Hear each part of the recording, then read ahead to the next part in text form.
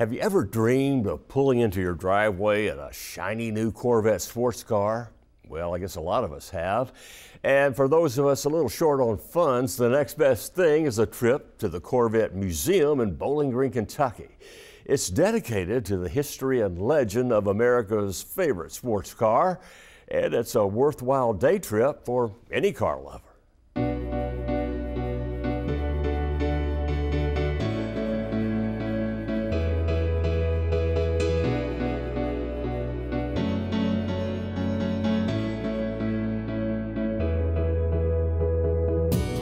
Since 1953, the Corvette has been widely known as America's sports car.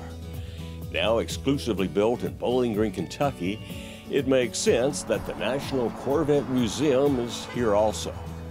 It was established as a nonprofit foundation to celebrate the car and its vibrant history.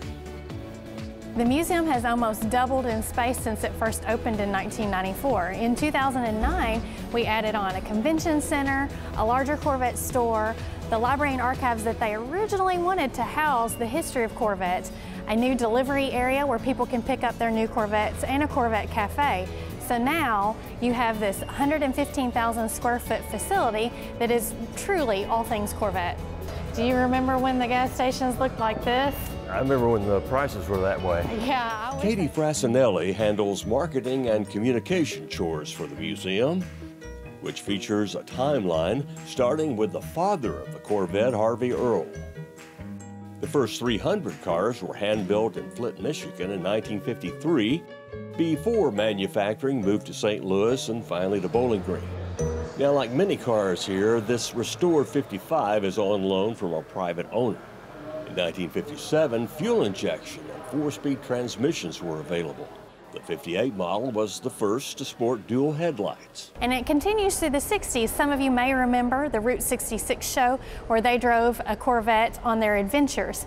We showcase an old Corvette dealership, and then we move into the performance side of the car, how the race car is what turns into the street car that you can go and purchase from your local dealership.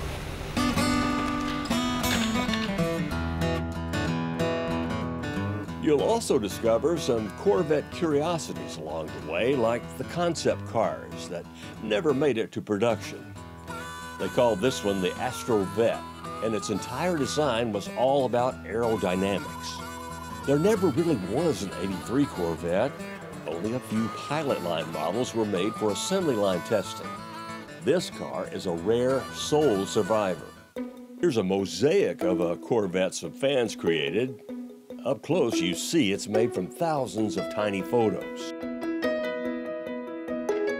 Oh, that's cool. You don't have to look hard to see some dedicated Vett owners in this place from all over the world. This is it for me. This is Disneyland to me. This is great. I had a C4 convertible, and I traded that in for a 2016 Stingray Z51, and loved the car. We drove it all the way from New York out here. The newest exhibit is all about an event that happened here February 12, 2014 at about 5:30 in the morning. That's when a cave-in created a sinkhole that swallowed up several rare models. No one knew there was a cave right under the museum's sky dome, or that the cave ceiling was about to give way. It was an unexpected calamity that captured worldwide attention.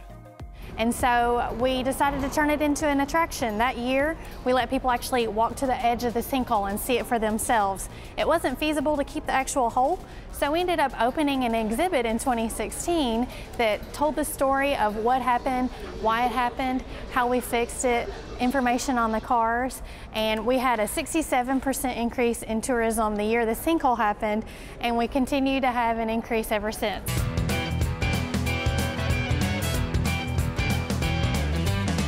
You won't find any sinkholes at the assembly plant, but if you opt for the tour, you can watch an icon in the making. The plant comprises 1 million square feet. That's about equal to 17 football fields.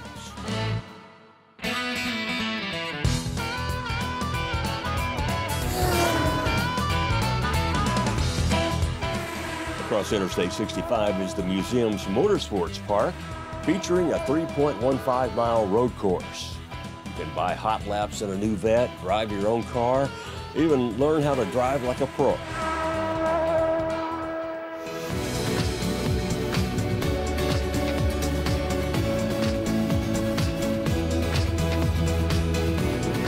Most people can remember the first time they saw a Corvette or rode in a Corvette. So it's that car that you collect the Matchbox models of, or you aspire to own one day. And I think that's what makes this museum so interesting to people, is it's dreams. Across the street they build those dreams, and here you can learn the history behind that dream.